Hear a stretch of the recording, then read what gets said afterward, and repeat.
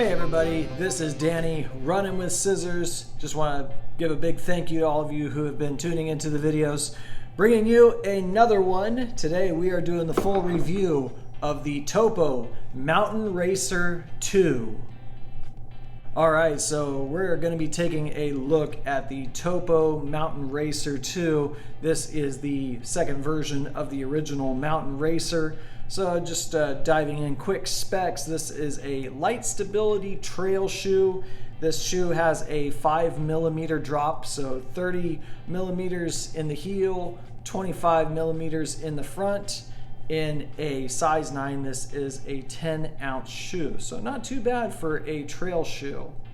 As far as the upper of the shoe goes, mesh upper, pretty breathable. They did make it more breathable than the first version, which also helps with some drainage, which we'll talk about later. Lacing system, pretty standard lacing system, but it does go well up to your ankles. So for me, it had a good lockdown, almost too good of a lockdown. Moving down to the midsole, this has a multi-layer midsole, but it does have a full length of their zip foam, which is their high-end foam.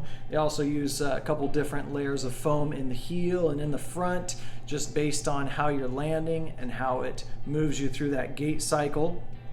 Outsole features Vibram Mega Grip, and so the Mega Grip compound is a compound that's actually a little bit pliable. It's not super hard, and that's primarily the design is it's going to be a versatile design. So it's good for snow, is good for mud, it's good for soft dirt, but it's also durable enough that it can handle some rocks and some technical trails as well.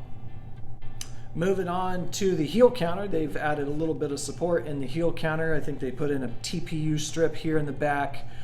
So the heel counter on this, you can feel that it is very, very rigid. It is going to keep you locked down, and it's going to give you lots of support, which is kind of typical with most of your trail shoes.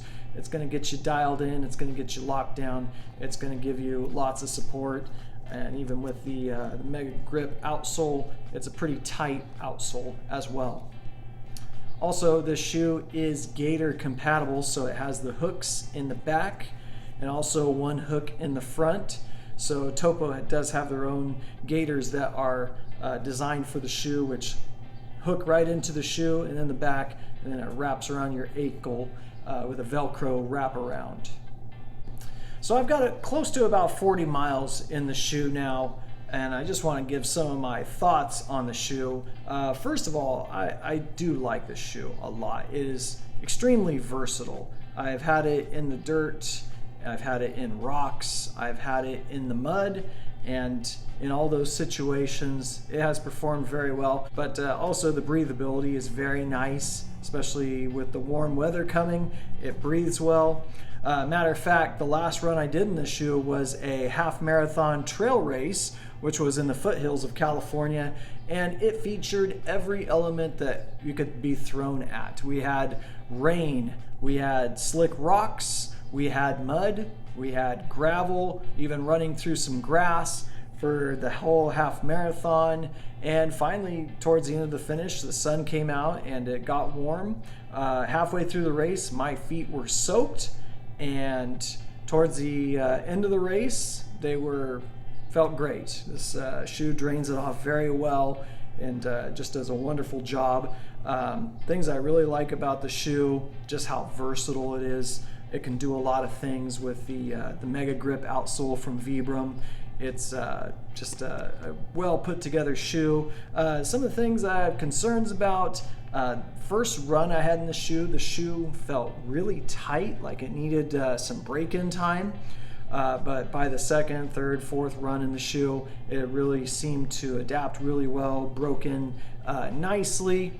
The other thing that is kind of a concern but seemed to get figured out was the lacing. First couple of times I ran in the shoe, it actually felt really tight on the lacing at my ankle. So I kind of had to dial that in a little bit and did get that figured out.